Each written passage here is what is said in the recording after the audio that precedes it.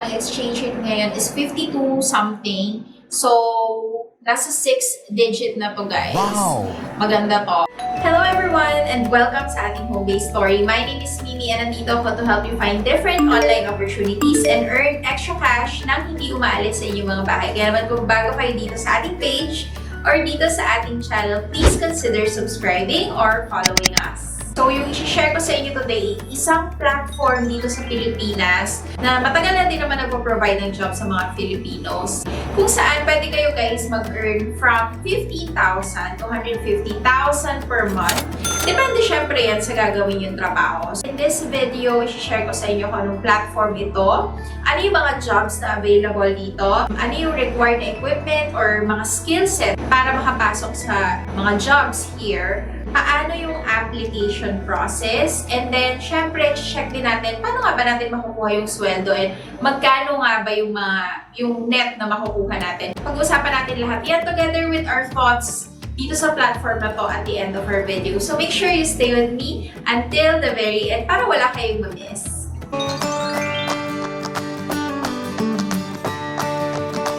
Ayan. So guys, ang platform na i-share ko sa inyo is jobstreet.com. Ayan. So napaka-familiar nito guys. And even me, nung nag-office pa ako, dito ako nag-browse online ng trabaho. And ngayon nga, nakita ko that they're also offering remote jobs. So ang maganda dito kay Jobstreet is nasa Pilipinas na guys yung karamihan ng kanilang employer. So, hindi na tayo kailangan maghanap pa or lumayo pa sa ating bansa, di ba? And check natin kung ano yung mga available na jobs. Ayan. Now, bago tayo pumunta sa ating computer para i-check yung portal and kung ano nga ba yung mga jobs dito, marami sa inyo nagme-message sa akin na medyo tight yung finances nila. Kaya naman, for this video guys, gusto kong i-introduce sa inyo si One Hand. If you have not heard about them yet, One Hand is a friendly and reliable platform that provides instant solutions to our money problems. Sobrang simple guys yung application via their app and you can cash out as fast as 1 day. So guys, hindi na natin kailangang magdalawang isip or mahiya if we need to borrow money. Especially kung para naman to sa mga essentials natin like food or medicine, di ba? So guys, if you are one of those na kailangan ng extra help with their finances, I recommend you check out One Hand. Ilalagay ko yung link nila below. So tara na guys sa ating computer and check na natin kung portal ay share ko sa inyo today. And so guys, this is the website that I'm talking about. All you have to do is just go to jobstreet.com.ph. So para makita natin yung mga home-based jobs, punta lang tayo sa search jobs. And then, ang keyword natin would be work from home. And makikita nyo dito yung mga jobs na work from home, guys. Ayan. So, try natin check tong si admin assistant na work from home in Manila. I like na nakalagay na din dito, guys, yung salary na 50,000 to 90,000 monthly. Job description is you need to have exceptional English, good command of technology to join the team. So, ito, guys, yung kanilang mga hinahanap. They're not really looking for experienced admin assistant. Pwedeng fresh graduate ka. Tapos, kailangan available kayo for 40 hours per week kasi full-time job ito. And your shift will be from 9 a.m. to 9 p.m. Pacific Standard Time. And ito yung mga responsibilities nyo. You're gonna draft emails, you're gonna take video conferences, and then you also need to communicate with clients and customers. You'll be in charge of scheduling and planning meetings, online research and data collection, reporting analysis, creative work with writing and media, and other admin tasks and projects. So definitely, this is something similar to a general virtual assistant work. So hindi kayo masyado sa phone, but more on like a secretarial work. Ayan. So, pag sinabi kasing admin assistant, medyo wide, guys, yung range ng inyong magiging task, but mostly focusing on like the paperwork, the back-end work. The company is Persona. You can click here on more jobs from this employer para makita natin kung ano pa yung ibang mga jobs sa kanya. So, bago tayo mag-apply, magbabrowse muna tayo ng ibang mga openings. Ito, HubSpot, CRM and Virtual Executive, 39K to 55K monthly. So, it's very important guys here in JobStreet PH na i-open natin yung job post para ma-check natin kung totoong home base siya. This one is Australian-based manufacturing business. So most likely the schedule is morning. Similar with the general virtual assistant, kailangan lang nila dito, which is different, is may experience ka na before sa pagiging admin assistant. Let's see. Senior marketing executive, their offer is $3,000 to $4,000 monthly. Malaki yun guys ha. Pagpalagay na natin $3,000 yan. And ang exchange rate ngayon is 52 something.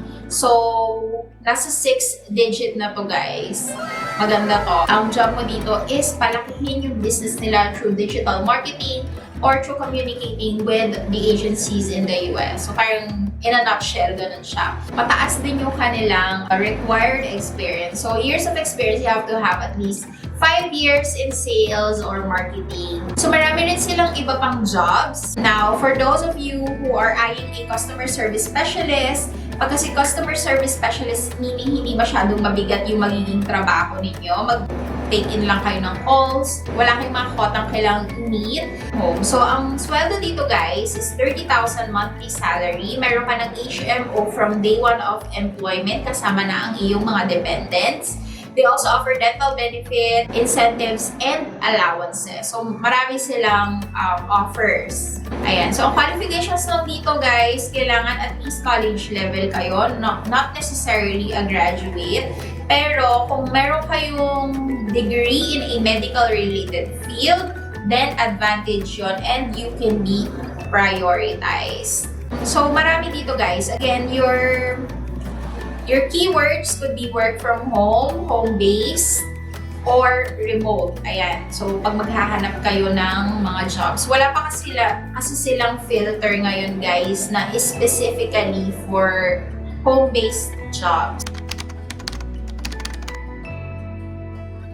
Sa mga nakita natin today, siguro ang pinaka-nag-catch ng attention ko is yung pinakauna nating nakita. So, kung mag-a-apply tayo, and wala naman dito nakalagay na other instruction for applying, then click lang natin, guys, yung apply now. So, syempre, kailangan nating mag-log in and apply.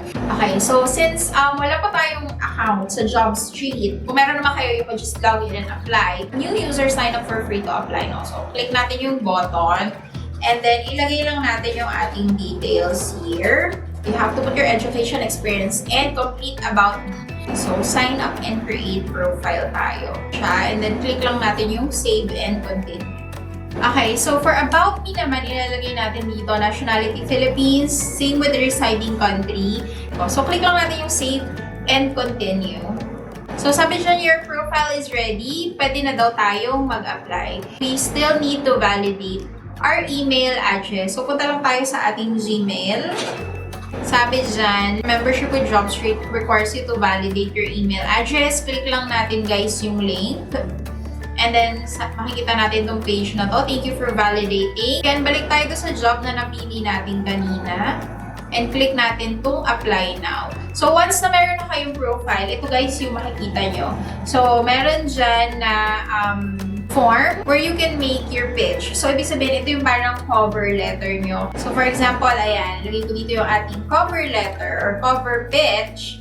And then, click natin yung submit application. Ito naman yung makikita nyo afterwards. Sasabihin dyan, your application has been sent successfully to Persona. So, guys, after nito, i-wait na lang natin yung email or any message from Persona to our email or to our phone number provided kay JobStreet to proceed with the next steps. Ngayon, guys, you may ask, ano po yung application process pag mag-a-apply? So, depende kasi yan, guys, sa mga companies. So, hindi siya controlled ni JobStreet. Some companies will require you to fill up a form. Pwede rin kayo nilang i-ask na magsagot ng mga exams or tests, quick tests, or personality test, yung mga ganon. And some of them would also require you to do like interview. The way that most companies work is through bank transfer. So every kinsenas and katapusan, makaka-receive kayo ng inyong sweldo sa inyong bank ATM. And you don't have to worry because if it's a local company, they usually provide you with your own payroll bank account. account. So, sila yung nagsiset up niyan, ini-enroll nila yan sa kanilang payroll system, and you just have to wait for your ATM card. Ayan. So, ito yung sample guys na aking old payout from some few years back sa isang call center company. So, makikita nyo dyan yung mga deductions ko for government benefits, sa tax, yung aking base pay. So, if you work at night, pwede rin kayo makakuha ng mga night differential. Depende sa contract na pipirmahan ninyo yan. And some companies, they also provide some subsidies like sa rice, mga bonuses, yung mga leaves nyo na hindi nyo nagamit, pwede nyo na lang i-convert yan into cash. Commissions, meron din mga nag-offer ng bonuses, and iba't iba pang incentives. Ayan. And of course, they also, like I mentioned earlier, they also share the paying for the government benefits and the taxes. Ayan. And so guys, so since usapang pera na rin lang naman tayo, and if urgent yung need nyo for money and kailangan nyo ma-extend yung budget nyo until the next payout or pecha de peligro na, check nyo guys yung One Hand app. This is something that you can install on your phone. Super reliable and helpful niya, especially ngayon na meron tayong global economic crisis. To make it easy for you, let me show you. All you have to do is just download the app via this link. Ilalagay ko din yan sa ating description box and pinned comment. Ayan, so punta lang tayo guys sa onehand.com and makikita nyo itong website na to. So ayan. And then, nakalagay dyan how to borrow and then try now. So try lang natin siya. Ang gagawin natin, ayan, magpe-prepare tayo ng isang valid ID. Okay, here are some of the examples na pwede nyong gamitin as valid ID. Tapos, when you open the app, mag-fill out tayo ng registration form. And then, all we need to do is just follow this process. Ayan, so once na-complete na natin guys yung application, we have to wait 24 to 48 hours for it to be approved and for the cash to be sent to you. Guys, pwede nyo piliin to cash out via GCash, Coins PH, or any bank via Union Bank InstaPay. And guys, you can loan up to 50,000 pesos. So guys, ito na yata yung pinakamadali and easiest way to borrow money by just using your phone and internet. If you are interested, ilalagay ko yung link sa baba. I-click nyo na lang and all the details will be there and you'll be taken through the application process. Ayan. And you guys can also subscribe to their YouTube channel or follow their social media pages if you want more information. Okay, so final thoughts na tayo kay jobstreet.com. Nagustuhan ko talaga na pwede na tayo mag-browse ngayon ng mga work from home jobs in JobStreet. Like, they have evolved together with the time. And maganda dito, kapag employed ka under a Philippine-based company, you get to enjoy the government benefits. So, they will share a part of your tax dues, your SSS, PhilHealth. And syempre, kung Philippine-based din naman yung company nyo, they are required to provide you with health cards, diba, if anything happens to you. So, at least taken care of yung inyong health. So, this is one of the sites, guys, na hindi siya micro-freelancing. Meaning, if you are employed, regular yung magiging income mo. Meron ka magiging monthly sweldo na iintayin. Hindi yung tipong pag may ginawa ka lang, doon ka lang may pera. So, ano ba yung mga hindi natin masyado nagustuhan? First, I hope they have a specific category for work from home or remote jobs para hindi tayo mag-browse talaga. Like, medyo mahirap pa kasi ngayon mag-filter eh. Sometimes you'll see their work from home, tapos temporary lang pala. Also, they don't have much control over the application process. Talagang job posting site lang ito. The majority of the process, the application process, nakarely pa rin talaga dun sa magiging employer mo. So, depende sa employer kung mabilis lang ba yung gusto nilang maging application, kagaya ng mga BPO na one-day processing lang, or some of them, they require you to go through multiple interviews, multiple tests. Another thing, a few years back, nagkaroon ako ng issue with JobStreet and I hope they don't do this anymore. Apparently, I'm not sure if it's JobStreet or just someone from their website who sold the database, who sold a bunch of resume to different employers. Like, employers can buy it from them. Tapos, ang tinatawagan nila ako, when in fact, At that time, may work na ako, so I don't need anyone calling me. Pero ayun nga. So I really hope that this doesn't happen anymore. Free pa rin naman maghanap ng jobs here in Job Street, and I have proven them effective. Kagaya nga nung pinakaiba ko sa inyo, one of my previous jobs, I sourced it from jobstreet.com. So yun lang naman yung bottom line ko sa inyo guys. Again, this is a free site, so you can definitely apply here. And again, be very careful when you share your information. So ayun lang naman guys for today. Sana nakatulong ako sa paghahanap nyo ng online job. And sana patuloy nyo pa rin ma-share yung ating videos online. Thank you so much for watching with me until the end of our video, and I will see you guys again for another work from home or earn from home video next time.